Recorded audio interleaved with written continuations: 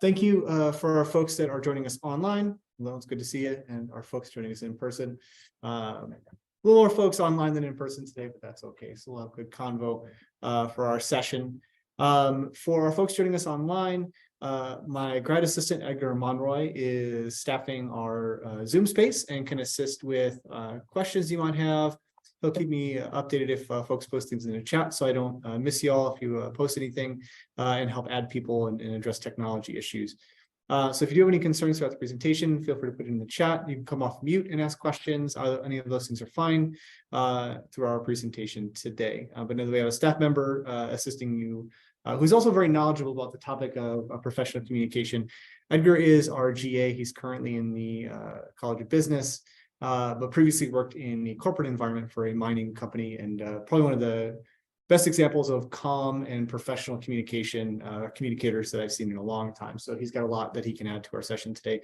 Actually, one that originally presented this for us last spring. So thank you, Edgar, for being here. And if I forget anything, please make sure you let me know via chat or coming off of the Zoom for our session. So we'll go ahead and get started with our conversation today.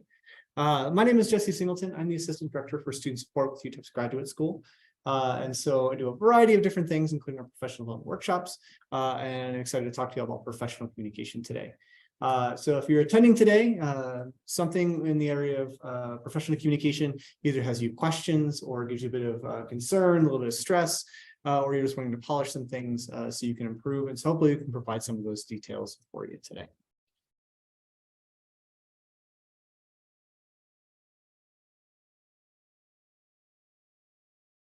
So when we are communicating in a professional sense, there are a couple of goals, that we might be looking to, and how we communicate is really informed by the goals that we have, right? We may be looking to just provide information, so we're looking to inform folks. We may be looking to persuade, and so trying to get someone on our side to get them to agree with an action or a plan that we're looking to further. We may be looking to build the relationship, so it's in a networking sense or in a team building sense. We may be trying to get a change in behavior. This is particularly true for when we are supervising folks who are working in a team and we're seeing some negative behaviors. We're trying to get someone to be more productive, more positive, or we're trying to establish just mutual understanding, with the idea that we all know we're talking about the same thing in the same way, right? And so communication covers a wide range of things that we might be doing, but in professional communication, a lot of times is what we're doing. We're trying to inform, persuade, build a relationship, change the behavior, or establish mutual understanding, right? Which is all common sense, but if you ever actually stepped back from our day-to-day communication and thought about it, you may have not thought about it in these terms, right? When I go to sit down and talk with someone who's in my lab, what's my purpose for having that communication piece? What am I doing here in this moment? And how does it inform how I interact with them? I also put this quote here that is one of my favorites that I actually did a bit of research on, figuring out who it belongs to, because there's some debate about that. But the quote potentially from George Bernard Shaw, an Irish poet, is the single biggest problem in communication is the illusion that has taken place, right? You actually start researching it. There's some debate. Did he actually say this with somebody else?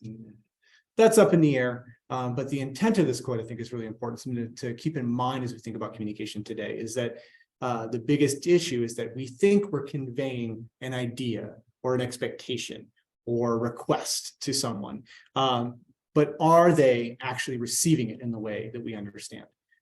Because that's where the breakdown comes in, right? Communication would be easy if we could always assume what I say, what I type, what I hear is what's being conveyed. And so we have to think very critically about how is it being received? How am I receiving that? And so that should frame our basis of our conversation in our presentation today. And again, if you got questions about anything we talk about, please feel free to drop those in the chat, raise your hand in the room, come off of mute.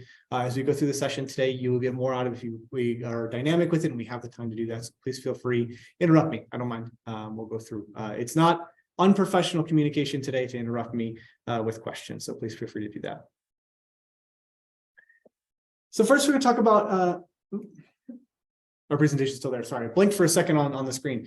We're going to talk about face-to-face communication types, right? And there's a couple different methods we might experience, and how we go about that may be different, right? So there's planned communication, for our students. This could be your theses and presentations. conference presentations that you're giving, keynote presentations, or an oral report, something you're providing, right? It could be a presentation you're giving. Right now, I'm providing planned communication for you all. The slides are done in advance. How I want to present them was considered. Not everything I'm saying is verbatim. Some portion of my communication is extemporaneous. So I'm kind of figuring it out and kind of thinking how I want to phrase this in the moment based on the context of the conversation. But this is planned communication, right? I know roughly what I'm going to say to you. And that's one type of important piece that can cause some stress and anxiety for folks, right? The pre-planned communication. There's also spontaneous communication, right? And that is something that is happening in the moment that you have to deal with, or it could be like a cold call where you're requested to go and conduct some kind of professional communication. And those can sometimes be the higher level of anxiety, stress causing unknowns, right? The planned communication, you have the time to sit back, review, decide exactly what you want to say. If you're completing the 3-minute thesis, you see an example here of the picture, you can plan out word for word and rehearse exactly what you're going to say in your 3-minute thesis presentation to make sure you meet the 3-minute time frame. And it's all polished exactly how you want. I actually recommend you pretty much do that for 3-minute thesis if you want to be successful. The presentation you see there of someone presenting a Grad Expo poster talking to Dean Kreitz, that's something where they probably mostly prepared. What is my pitch for this poster, right? However, that spontaneous communication is the Q&A that comes after from the dean. How do you answer the questions that he's asking, right? We also have a networking example from a program we do with our CGS fellows, of them meeting with each other and faculty members and talking through the program. That is in the moment communication that you're having to conduct, that is still in a professional setting, right? And determining how you navigate that is important. And again, depending on your own communication style, your own concerns, you may have different levels of anxiety with either one of those. So you might be coming today saying, I want to know more about the planned communication, or you might be saying, I want to know more about the spontaneous communication. We're trying to talk about both and give you some strategies for that.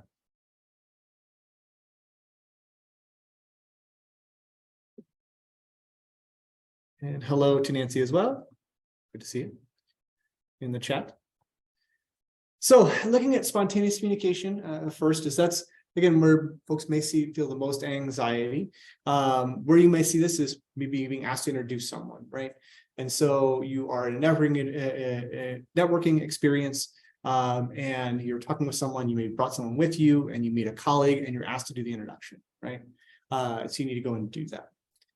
Giving feedback is an example of spontaneous communication. So maybe you're meeting with someone that you supervise or some level of status over where you're giving feedback on their performance or how they're moving forward. How you deliver that may be spontaneous. It also may be highly structured if it's like in a formalized like employment evaluation or something like that. But it may be something in the moment of, we're not really hitting the mark with this, this task. How do we achieve that? And how are you doing that effectively so that you're not shutting down that employee or that supervisee and they're still feeling good about what you're doing, right? You may have to give like a surprise toast, speech, right? Okay, now all the lights are on you, and how do you go about that? The Q&A sessions we described, like for your expo presentations or another like conference presentation where you're giving a research poster, you can pre-plan everything you're going to say in your poster, but you're not going to really know what they're going to ask in the questions. So how are you off the cuff able to respond to those in a way that shows your breadth of knowledge, right?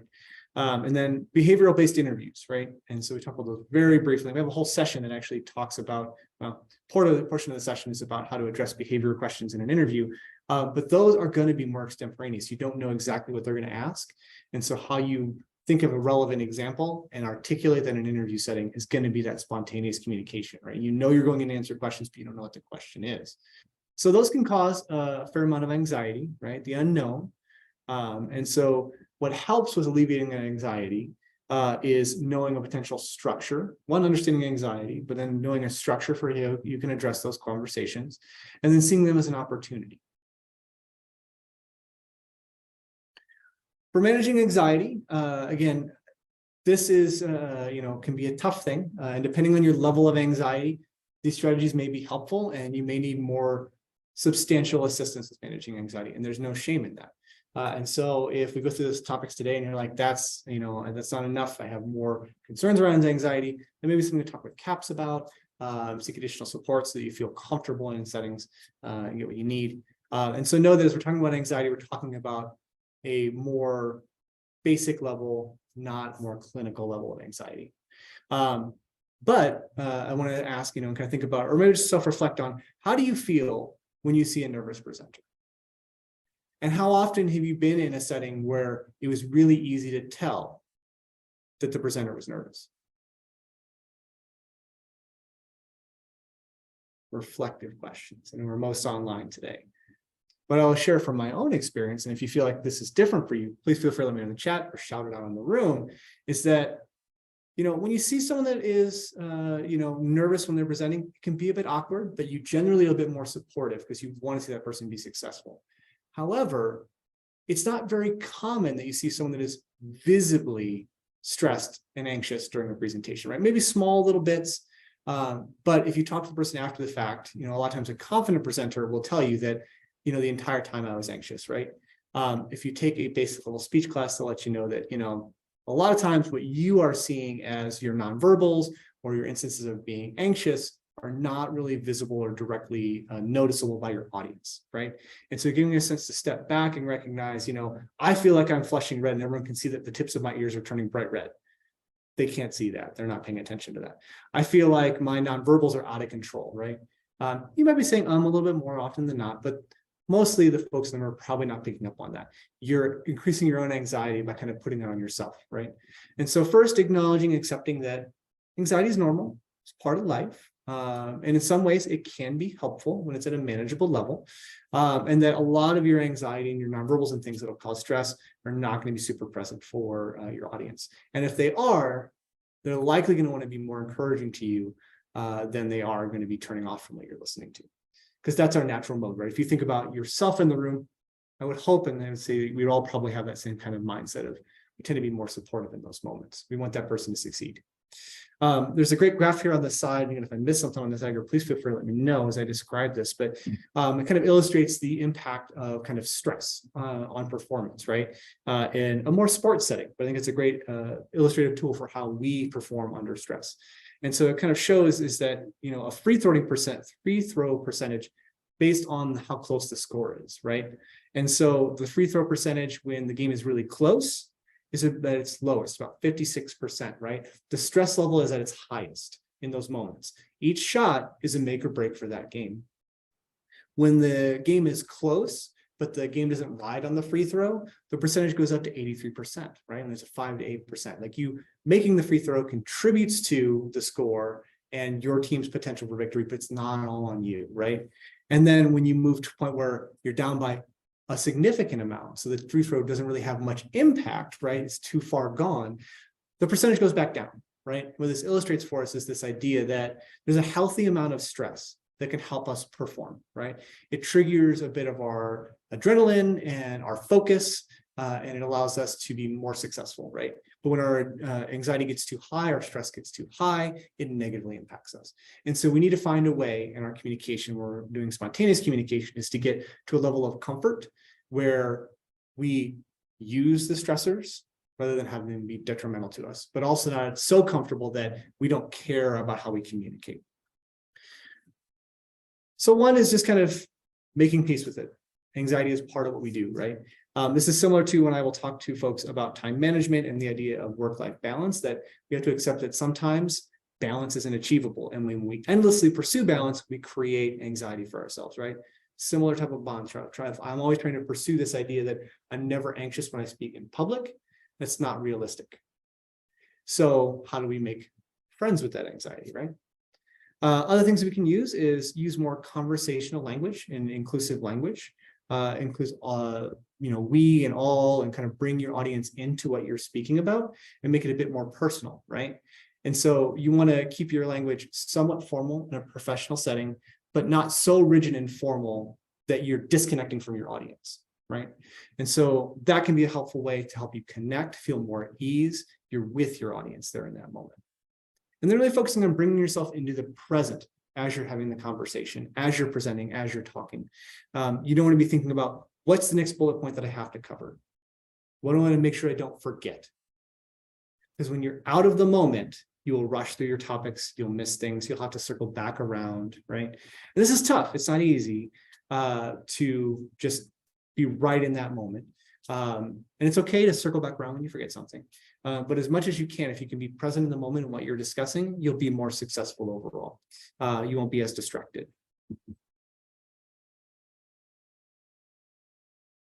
Also good to have a good communication strategy in place. Again, if you're a planner, if the idea of spontaneous communication really stresses you out, working in advance as much as you can, where you know you'll have some of the spontaneous communication that's professional to build a strategy can really be helpful for you. This also is where you can build out your planned communications, right, in this format. And so there's a couple ways you can do that. We have the problem, solution, and benefit model. Okay. In problem, solution, and benefit, what you'll do is you'll really address what an issue or problem is in a conversation, explain the solution, how you solve it, and then describe the benefit of following through with the plan, right? This is really good for persuasive pieces of communication, changes of behavior, right? Where you're trying to help see what the benefit is and tie it back to the individual you're communicating with. This also helps you move through the conversation in a logical format. And so it's another good one that you can look at. There's also the what, so what, now what model, right? Which is pretty catchy. It sticks in your brain, and a way you can format what you're talking about. And so in that, you kind of, the what is describing an idea or argument, really defining it for the person you're talking with. And then the so what is why that is important to the recipient. What are the implications, right? What do they need? What is it? How does it impact them? And what are they going to take from it? And then how can they apply the idea, the argument, the solution, right? How are they moving forward? And really good for helping move through a problem, work towards persuading. And so you're thinking about, again, either your spontaneous communications or your planned communications. How are you structuring that? So it's not just a series of bullet points or things that you want to get across, right? You're selling it to the audience in some way. You're providing that structure.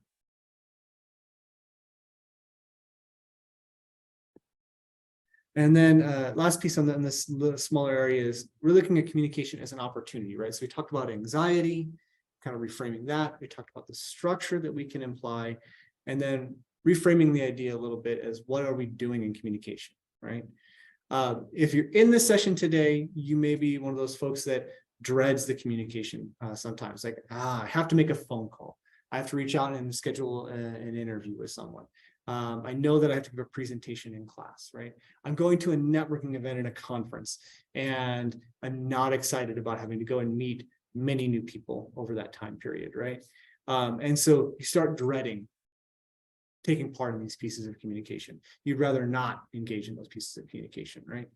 And so to alleviate that as much as you can, and again, this gets easier over time as you kind of engage in it, is framing your communication as an opportunity rather than something to be feared, something to be concerned about, right? And so framing it as that opportunity rather than obstacle or threat. It's something that is happening for you, not to you, right? You get the opportunity to go and engage in the networking, right? As an introvert, you might say that I know that I'm going to recharge my battery after that. After I finish the networking event, I'm going to go and watch some Hulu and relax and just be with myself, or I'm going to read a book.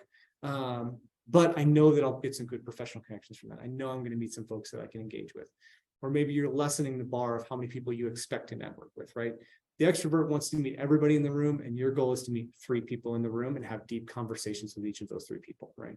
So reframing that as an opportunity for you rather than something that's happening to you. And then working through a positive approach, right? The yes ands instead of the no buts in the conversation. So it feels like a positive communication. And then having the positive self-talk, right? I'm a big believer in positive self-talk. I think it's hugely important for our mental well-being. It has a lot of research benefits.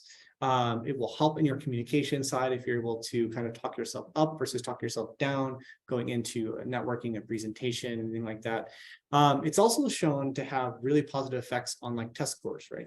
One thing, if I could get the word out to every college student, if I could, particularly around finals time, is the power of self-talk on your grades and your finals. Research has shown that one of the single biggest things you can do to improve your overall scores is telling yourself, you know, I've studied, I know the material, I'm going to do well, I'm prepared for this.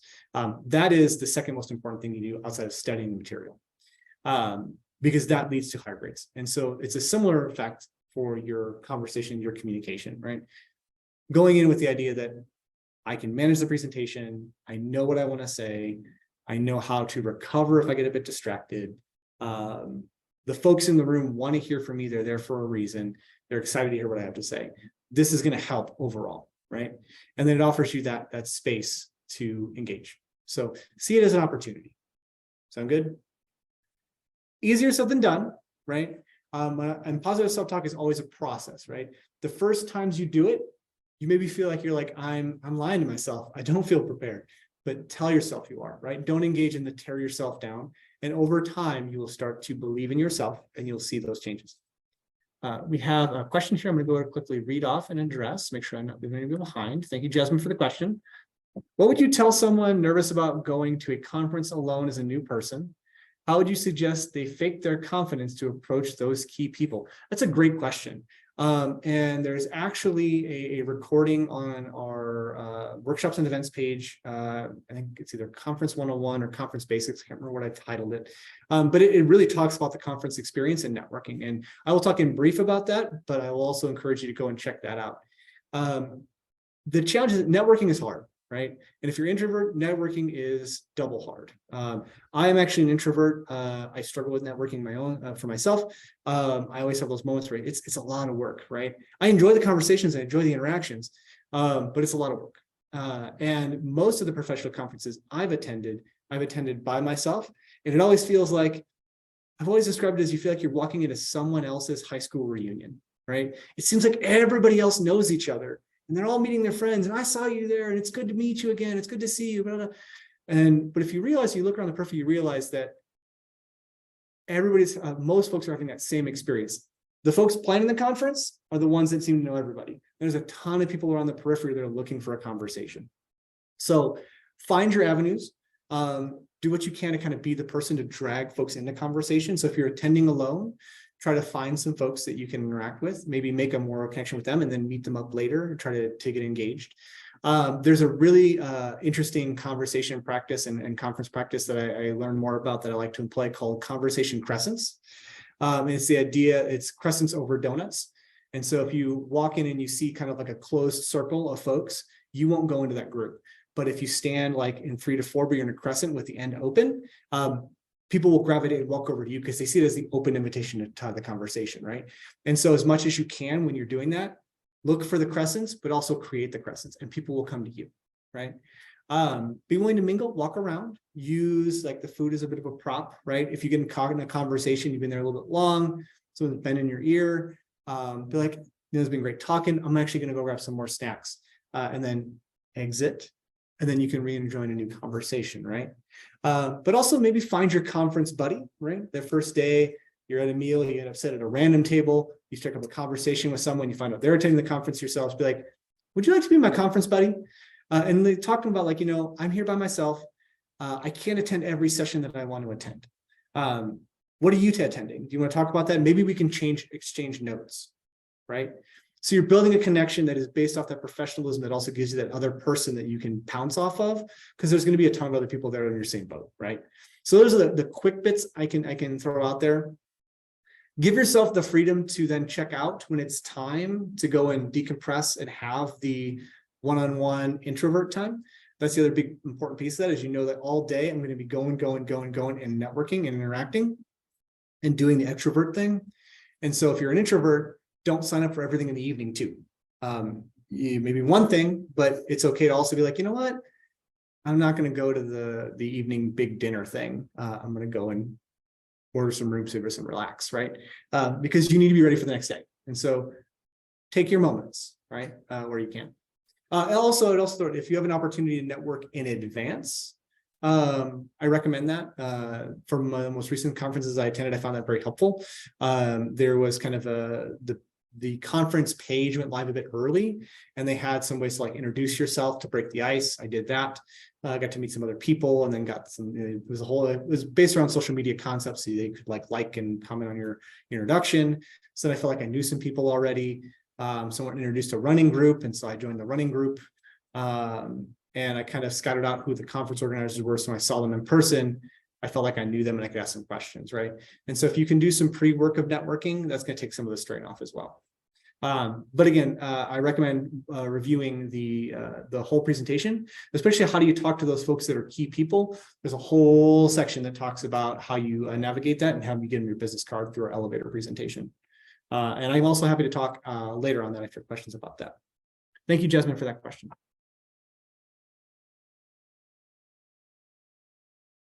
All right. So we think about our kind of spontaneous, we think about more of our professional communications, right?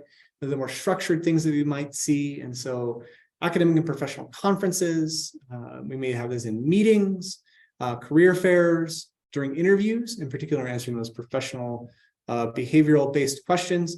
And again, we have a job search and start interviewing workshop we recently did that talks about those. I recommend it's on our workshops and events page. Professional interviews professional meals or interview meals are also something to consider. If you ever get invited to a campus or an in-person interview and there is like and we'll take you to dinner later, like you're still being interviewed. And if you don't think you're being interviewed, you're still being interviewed. It's probably scored in some way. Not to give you anxiety, but think about like, yep, I still need to think about what's appropriate attire, communication, questions to ask. That's part of it, right? And then calling employers about a position. These are examples of professional communication. A quick question here. I'll take a quick break to answer from Brenda. Can you repeat what you mentioned about saying too much? Sorry, I missed it. Gotcha. So what I will say for your nonverbals is that everybody has nonverbals. And sometimes it's the or it's a hand movement. You know, what I said about nonverbals is that you are much more aware of your nonverbals than the audience is. And so if you feel like you're saying too much, you definitely can work through your speech to limit that. But it's a lot less noticeable than you assume it is for most folks, right? There are definitely examples of speakers that have less of a nonverbal and more of a tick, and that's more present. But even in those moments, a lot of folks, they kind of glance past that to your communication. And so if you feel like you're saying a lot, you know, it's helpful to maybe record what you're doing and then go back through it. It helps to kind of focus in on what your nonverbal is and think of how you substitute that. So if it's but what's happening there is your brain is just taking a moment to process what you're going to say next, and you feel like you need to fill the silence, right? But in a presentation setting, silence is okay for a minute. And so if you need to think about what you're saying, it's okay to take that pause. So giving yourself the freedom to do that, they'll help eliminate the ums. So that's what I would recommend in that area. Good question. Thank you for asking it.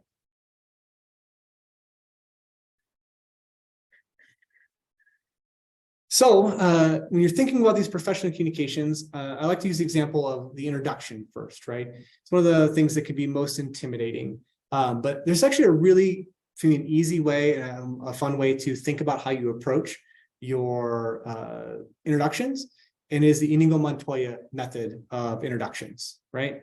That's where you offer a polite greeting, you provide your name, you establish a relevant personal link, and manage your expectations. If you don't know who Inigo is, you haven't seen The Princess Bride in a long time, but his professional greeting is, hello, my name is Inigo Montoya, you killed my father, prepare to die, as he's looking for the six-fingered man. But all the elements of the greeting are here, right? Hello, polite greeting. Gives his name, Inigo Montoya. Establishes a relevant personal link, killed my father. And then manages the expectation, prepare to die, right? Now, you're not going to threaten to kill anybody in professional introductions, but it gives you a framework as you walk up and talk to. This is actually a great segue or a piece related to how do you talk to the key person at the conference, right? You need to think about it in advance. What's your personal greeting, right? How are you offering the polite greeting? What's that for you? How's that in your voice? You know, how are you going to establish and give your name and title, right? What's the reason you're going up to talk to them, right? You know, hi, my name is Jesse Singleton. I was in the keynote earlier and really enjoyed your session. I would love to be able to connect with you on LinkedIn, so maybe we could connect digitally and talk more about those topics, right? I'm managing expectation, giving the person knowing why they're here, right? Very recently, if you attended the Love Your Mind conference that CARE put on, it was a great conference. I attended the staff side. It's a mental health conference. They also did a student one. They had a phenomenal spoken word poet, key speaker named Obi West, who is a military veteran, right? Amazing speaker. I was blown away by his presentation. I needed to talk to him afterwards. And so I walked up, and my his expectation, my relevant link, why I wanted to talk with him is I wanted to get his information so I could pass it along to my brother who does a lot of work in the veterans community. And his speech was so powerful, right? But during the session, there was a portion of his presentation where he stared me down as kind of the fixation of his spoken word poetry on a very difficult topic, right? And so that was the personal link of, hey, that was intense. And he kind of talked with me a bit about, yep, as part of the performance, he's looking for someone that kind of meets his eye, and then he zeroes in on it because it helps his performance. And so that was a great conversation piece with him, right? And I was lucky I had that relevant link, but I could have done it elsewise, just saying your presentation was great. My brother does work in the veterans community. I think he'd love to bring you into his community in Milwaukee. Can I get your information? Can I pass that along? And he gave me his card and told me where he could look at more information and his videos and things like that, right? And so you have those moments where it's like, this person blew me away and now I'm a little bit intimidated, right? Go through your 4-step process for establishing and creating your greeting. Another way you can frame this is offer the polite greeting, articulate your passion, and then share why you're there, right? And so if you don't necessarily have the relevant personal link, you're not sure what the expectation is, like articulate why you're passionate, why you want to talk to the person. This is particularly helpful when you think about you're going to talk to someone who's a prospective employer, right? Why are you passionate about working for that company? And then why you're there to talk to them. Do be aware of your nonverbals. You want to make sure you have good eye contact as much as you're able, and then work on your handshake. One thing that can be really distracting and off-putting is someone has a really bad handshake, right? And so watch some videos, practice, and get your handshake ready to go beforehand. So that's appropriate. But this is a good way to kind of break into that networking, that professional communication space, is really working on the introduction piece. And I love this example for using it.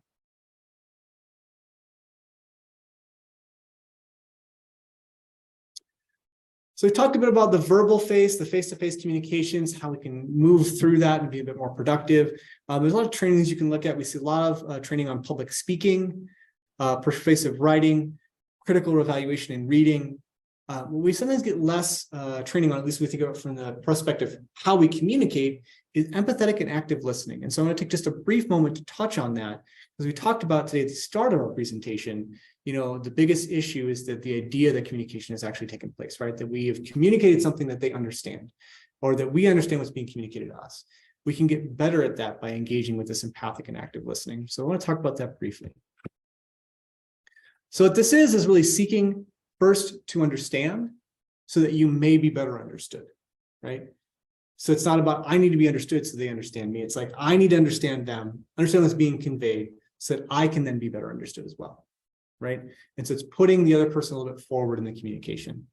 There's a couple different levels of listening, and I'm sure that we've all engaged in these in different ways, in different times, right? And so we want to try and move down this list to the more active phase, right? I'm sure if you think about it, you can find examples of where, you were basically ignoring. So like, you're not really even paying attention. Maybe you're on your phone, you're not looking what's going on. It's in maybe a class or, talking with someone or in a group conversation, and you're just not paying attention to what's going on. It's not seen as relevant. Maybe you're frustrated or you're just not having a great day and you want to focus on something else, right? It may be where you've logged into a session, via Zoom, and you're working away on something else while it's in the background and maybe picking up pieces, right? And so not really engaging, right? Definitely not going to get you where you need to go if you need to interject into the conversation and be productive if you're ignoring the conversation. There's also pretending, right? And that's so you don't necessarily have your phone up in front of you while you're in the meeting or the conversation or the session. You're doing all the visual aspects of paying attention, but in your mind, you're thinking about something completely different. You're off thinking about what's coming up next or planning, vacation, whatever you're working on. You're just pretending to be you're pretending to pay attention to what's happening there, right? A great example where this may happen almost unconsciously, right? As we moved into the Zoom space and the digital space a lot more. How many times have you been in a session where you caught yourself watching yourself in the Zoom instead of actually watching the person talking, right? How's my background look? People see my books, right?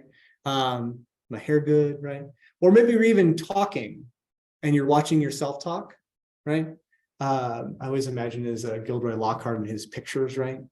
Harry Potter reference, right? Just always feeling like he's the center of attention, right? So they're pretending to pay attention. You try and skirt away from that. There's the selective attention. That's where you're picking up bits and pieces. If it feels like it's relevant to you, you kind of seize on that, but you're checking out periodically as things don't seem like they're super relevant. This can be really common in meetings where it's like, oh, they're onto a point that doesn't involve my department or it's not part of my research. Okay, I'm not really paying attention. Oh, I heard a key word. I'm going to pay attention now, right? That gets you a little bit farther down the road. You're paying attention to what's relevant information, but you may miss on key details. What we want to work toward is that attentive level. That's where you are actively paying attention to what's being said. You're engaging in the conversation. You're seeking that additional level of understanding. You're seeking to assist the person in the communication. And that's where we have what's called empathetic listening, right? And so you're seeking to understand where someone's coming from. You ask follow-up questions that are helpful, right?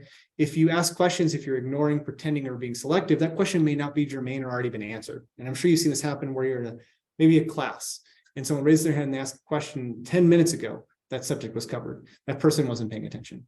And so you ask relevant questions that further the dialogue, and it's beneficial communication, and you offer that support, right? And so we want to get to that space where in our communications, our face-to-faces, we are attentive in what we do. We know that if we're communicating with someone, whether it's one-on-one communication or one-on-many, that attentive communication makes us feel better, makes us feel more prepared. So give that back to the other party. Where this relates to our communication strategies is that, listening is something you have to do dynamic in the space, unless you're listening to a recording. Reading and writing, you have all the time in the world usually to write and prepare, as long as you've put some time in advance. And so you can get distracted, go away from reading or writing, go do what else you have to do, and then come back. Or be like, I'm just checked out. I can't write this email right now. You can come back to it. Listening isn't like that. So it takes a bit more effort and more focus. And so we have to kind of recognize that. So I think that's important. So taking a jump now, as we're moving through our session, we've talked about a lot of the face-to-face things. If the face-to-face communication isn't what stresses you out, it's the digital communication or the written communication. We're going to talk a bit about that now, right? And what we're talking about here is going to be a lot of common sense things that are not always common practice for folks. You may have seen this from your fellow students, from your professors, from faculty, where they don't communicate in a way that you would deem professional. But you also recognize and really tend to elevate folks that you recognize do communicate professionally. So I'd encourage you to emulate those positive role models. And we'll talk about how you can do that. I'm not going to go through the basic structure of an email today. I'll say that in brief, if you're sending an email, make sure it includes a subject, it includes a greeting, it's broken up appropriately, and it includes a sign-off. Even if you're sending it from your cell phone, make sure it has all those elements. Again, when you're communicating with someone in a professional setting and you give them no subject, one line, no sign-off, it feels like it's a text, that isn't going to be received very well. It doesn't reflect on you well. So think about those pieces as you're sending it and make sure you're getting all the pieces in place for an email.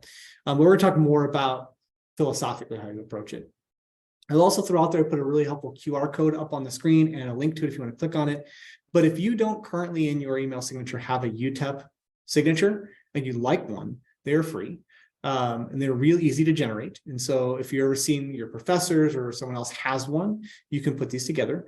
You can also put it together and have those fields it'll ask you to fill out. Once it generates it and you copy it into your email, you can change those. And so if you're like, well, I really want to include my pronouns at the end of my signature, but there's no pronoun line, that's okay. Where it has website link, just put your pronouns. If you want to include your Strengths Quest 5 themes, you can do that. If you are, want to include your different student organizations there, you can do that. If you want to link to your, maybe let's see a professional Instagram or a professional YouTube channel. I know at least one of our grad students has a professional geology Instagram where she posts a lot of really great academic content. You want to link to that, you can put those in there. So I recommend putting that on there for your school account, just so you have that, because then you don't have to worry about the sign off, including your name. It's right there. But when you're doing digital communication, it's important to know your audience and think about who you're sending the communication to. What is their level of knowledge? What is their expectations? And what's their attitudes towards digital communication? Those three things are going to frame how you conduct that piece of communication, right? You want to meet them where they're at in some ways, right? And so you tailor it a bit. If you have, let's say, a staff member or faculty member that they very rarely put their signature, right? It's only when it's the most formalized piece of communication. You know that your response to them likely doesn't need it, right? And don't not to expect it. And you may see threads where they start piling up where the initial communication is more formal, but subsequent emails are just follow-up one lines, right? I see this a lot with academics. Our dean's a great example. So a lot of internal communication with Dean Kreitz will come very informal, one line, might have his name with a dash, but then when he's sending out something very formal, it's got his full signature. And so you can also tell the tone and difference when he's sending something that's very formal. So know how they're going to communicate and what's appropriate. And if you're going to have that professor that they're always sending an email that includes a very formalized greeting and a very formalized sign off and their signature, you should follow, probably respond in kind, because they're expecting that level of expectation from level of communication from you, right? So know your audience, but also create your own personal brand and write in your voice, right? I think this also really helps take some of the strain off of writing in a digital space and crafting emails, is knowing how you generally communicate and creating that. I can tell you if you email pretty much any of the generalized emails the graduate school has that I end up being a respondent to, I generally respond with your name. I appreciate you reaching out, relevant information, go Miners, my signature, almost every time. If I'm delivering bad news, I don't say go Miners with an exclamation point because that feels disingenuous, right? And that's a tough one because I can't seem to find a great sign off that doesn't feel passive aggressive, but I usually go with regards or best regards, right? Best one I can think of. If I've said, we've had a couple emails back and forth and I've said go Miners a couple of times, I'll throw in have a great day. But I have my own personal voice, right? And I always start with, I write this and I mean it. I appreciate you reaching out. I appreciate you asking this question. I appreciate you letting us know. That's always my first line on an email. And so when folks communicate with me, it lends to a more polite form of communication and an expectation. So something to consider creating your brand. Kind of what are your signal phrases? How are you doing sign-offs, right? Edgar and I both worked and studied in Hawaii for a little while. And what I'll tell you is what I really miss is the sign-offs in Hawaii are so easy because you use aloha for the beginning, use mahalo for the end. Aloha is hello and goodbye. Mahalo is thank you. And mahalo never feels passive aggressive. So no good news or bad news, I could put mahalo. I miss it so much. But if you can think of something like that, that's a good cultural touchstone. I encourage you to use that in your communication as well, because you might find something, again, feels authentic in your voice. Always consider the overall length of your email. Is it too long? I'm sure you've had an experience where you have sent an email and you've had a lot of important information in there, a couple of questions, you get a response back that's 2 sentences, and it's not answering all your questions. The challenge is that a lot of folks move through email very quickly and they don't spend a lot of time considering it.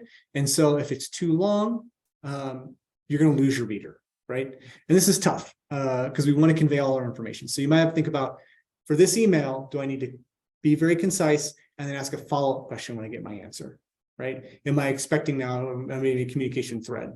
So consider that. So cut where you can. Look for anything unnecessary, repetitive, irrelevant, or simply done without, right? In that sentence, there's a great example of me using 3 or 4 words that I could have cut it down to just what's unnecessary, right? Screen your sentences. Again, if you're typing a very important email, screen each sentence, reread it, make sure it's where you want it to be. If you're asking multiple questions or you're responding to multiple questions, make sure you're breaking that up into separate paragraphs and giving answers. I think it's sometimes helpful if you're responding to questions is copying their questions directly and then putting your answers in a different color and saying, see my responses below in red. Well, blue, right? Red can feel aggressive, right? In blue. But separating it out, right? And if you're not quite sure, don't hesitate to ask for that clarification in the emails. I'm not quite sure what you're asking here. It's always okay to ask for that. Another trick that I use if I'm typing a very important email and I want to make sure I get it right, what helps alleviate a bit of anxiety for me and helps me with the formatting is I will write that email in Word. And so when you go and let's say you have to respond to someone that's important, it is, you want to make sure you get it right. If you click reply or reply all, you start typing it. I'm always afraid that I'm going to accidentally hit send before I want to, right? If I put it in Word, I can edit it, I can change it. It's not going anywhere. Then just copy and paste it over. Do I do it for every email? No, but I do it for a fair amount where I'm like, you know what? I'm writing to a faculty member. I want to make sure it's right. And so it's okay to find what makes you comfortable, because I feel a lot better editing in Word than I do in the email box. A lot more features, tools, flexibility. So find that for yourself. Some other things to remember, the expectation with email is that it's sent and it's received, but we also know in practice, this isn't always the case. And so when you send something, it doesn't mean that person's sitting right at their computer and receiving it at the same time, right? And so we have to give people space to respond. I think I've seen this more and more over time where students have this expectation that people are always on and always responding. And I have to understand that that's not always the case. And so folks may, for their own personal needs, they may restrict their email hours to certain times, or they may be away and working on something and they may not be able to get to it later. So understand the expectation is I've sent it, it's going to be received, but also be understanding that it's not an immediate form of communication like a phone call is. And so you have to be aware of that. Think about what you're sending in email. Sometimes it's helpful to put very important information in an email, and sometimes you want to make sure that you're having that as an actual conversation. If something is confidential or it is sensitive, email might actually not be the best way to communicate that. And I'll show you give you some examples of why, right? And so one, here at the university, I know at least for our staff members, you can open records request emails. And so if you're putting confidential or sensitive information in an email, that could be open records requested. The university will be obligated to provide that in some way. That process is laborious, but it can be done. So if you're putting it in writing in that way, that can come back and cause an issue if it shouldn't be shared, right?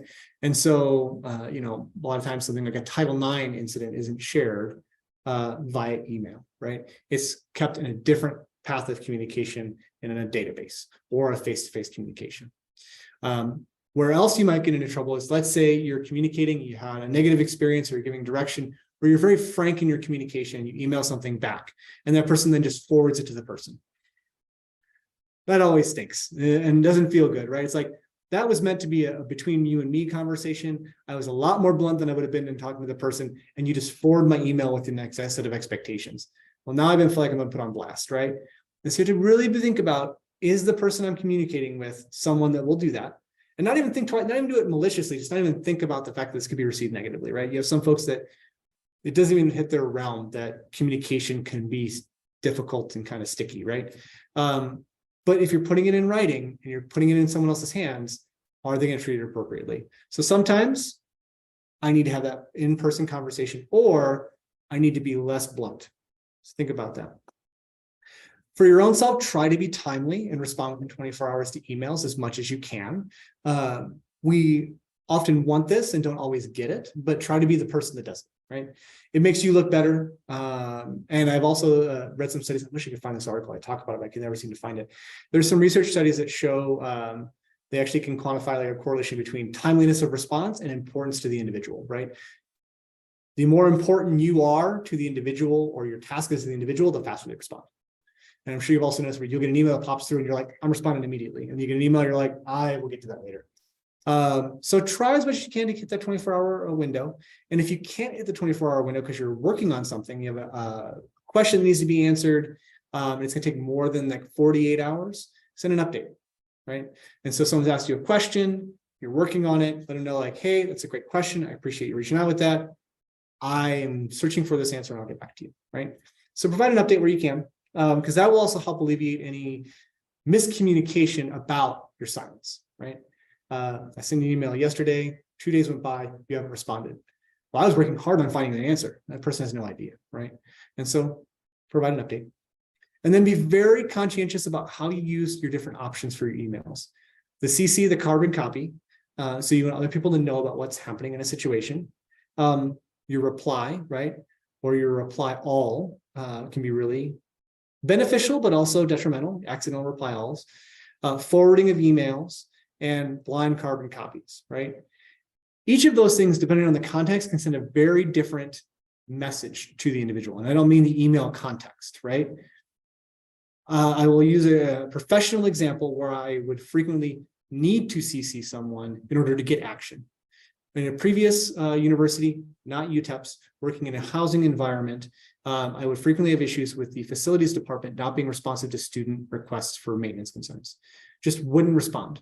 A week could go by, 2 weeks would go by, students would come talk to me, this hasn't been fixed. The maintenance staff also wouldn't be responsive to me, and the only way to get them to respond would be to CC my boss.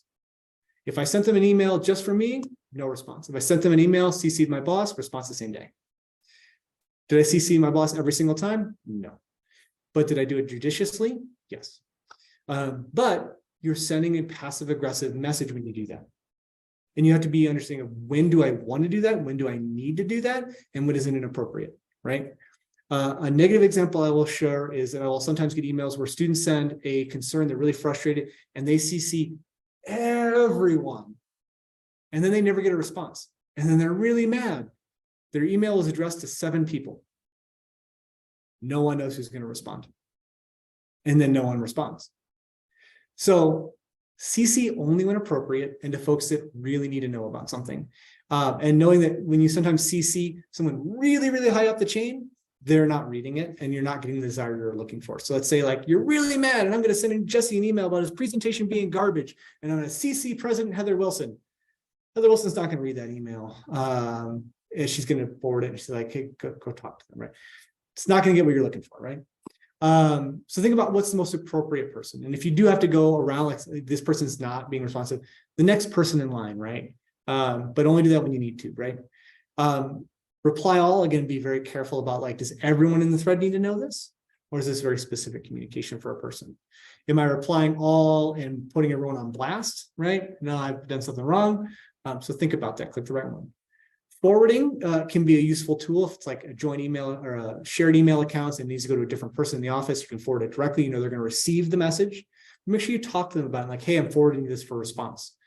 Because it can feel like you're just passing someone around. And if you forward something out of your inbox and assume that it's taken care of and no one ever responds, you're the person that is on the hook, right? So again, using examples from our current context, we have an email called grad support here at UTEP in the graduate school that I do a lot of response work. My staff does response work for. Occasionally someone will send an email. It's about registration to grad support. Grad support doesn't actually address that. And I don't have any role in registration. I don't know the answer to that. I forward it to grad admissions, but I let the grad admissions staff know it's coming so they respond. If I just forward it and didn't talk to anyone and then I know they never responded, it looks like I have failed the student. So when you forward something, make sure the other person knows it's coming. And then the BCC is a tricky one because that means the other person doesn't know you've carbon copied someone. So this can be somewhere it's like, this is what I describe as a CYA, cover your butt moment, right? I'm going to BCC my boss so they know. I don't need to put the person on blast, but I need to know my boss to know this conversation happened, right? Well, BCC them, right? Or you're sending an email to someone like, yeah, I need to notify 3 or 4 other like admins about this, but I don't want the person kind of like worrying about why are there 4 people on this email. So I'm BCCing them, right? It's just for their records, they're going to file it, but then the student is wondering why there's 4 people on the email. So think about why you're sending something and what the message is conveyed when you send it. And then last one before we do, and we're doing okay on time, but hopefully got some time for questions at the end. Last one is I want to talk about emailing and frustration, right? And this happens where you are upset about something, you're not happy with how something's been taken care of, and you need to communicate via email or in a written way back. I strongly discourage emailing and frustration, right? If you're in the moment frustrated, either draft and sit or have someone read for tone. Because again, your hope in these professional settings is that you're going to persuade the individual or inform them of something and get a change in behavior. And if you are sending a frustrated email, you're likely not going to get that result. And so if your purpose of your communication is to inform, to persuade, change behavior, to build a relationship, angry email isn't going to get you there. And so take a moment, right? Type it up. Have someone review it that you trust. They can help you with tone, or draft it and then come back the next day when you're not as frustrated. This can be a great tool. It's like, I've got it in my draft. I have 24 hours to respond. I'm real mad right now. Come back the next day and you're like, ooh, yeah, I'm using some pretty passive aggressive verbiage here. I'm gonna tone this down because I have an objective I need to meet, and this isn't going to get me there, right? Look for red flags. You know, are you defensive in your response? Are you accusatory? angry, fearful, resentful? Are you demanding? Try and change the verbiage if that's the case while still conveying your request and your need. And again, remember your audience. Who are you writing to, right? Not that it's okay to like write a crappy email to someone that can't necessarily do you professional harm. That's not okay, but that's just mean, right? But then sending it up to someone that can do you real professional harm, that's a bad idea, right? I've just put my job on the line. I just put my professional network on the line because I was mad about this deadline. Think about it. Think about, would you say it the same way if you're talking to the person face to face? If the answer is no, you need to change the verbiage, right? Our online persona should probably meet our in-person persona, right? And then how would you respond if you got that same email, right? Even if you knew you were in the wrong and you got an email like that, how would you respond? And be honest. And if you're like, ooh, I would immediately fire back with per my last email, right? You got to consider that. And if you know it would get you frustrated, take a moment and step back from that. It doesn't mean you don't ever send an email that is professionally, forceful is not the right word, but write an email that is a bit more terse and like setting some boundaries. I've had to do this, although very rarely. But in those emails they've been sent where I said, this is my concern. This is what I feel we need to address, and we should talk about this offline. And then I see like my boss, right? Had him read in advance, right? Had an issue where someone was not doing what they needed to do, multiple conversations, professionally frustrating, professionally antagonistic. I had to address that, right? I said what I needed to say in a very clinical, professional setting and said, we will talk about it offline. And when talk to the person. So this is how we're going to interact from now on, right? So consider how you're conducting that in a way that isn't going to put you at risk, because that can be printed off and handed to HR or handed to someone else. So what do you do with that? And think about what the consequences are if you just send that first draft. And so that's where I'll end a little bit, is thinking about the emailing and frustration. I do want to open up to any questions we have. I know we're here to the end of time. And so if you got to go, I get it. But if you have questions, I'll hang around for a bit to answer those. Again, my name is Jesse Singleton. I thank you for being here and sitting through our presentation today. I hope you found it beneficial. We will send a survey back. I appreciate y'all filling that out and let us know how we did on that presentation and how we can improve it. But post questions in the chat, come off mute. Otherwise, enjoy the rest of your day.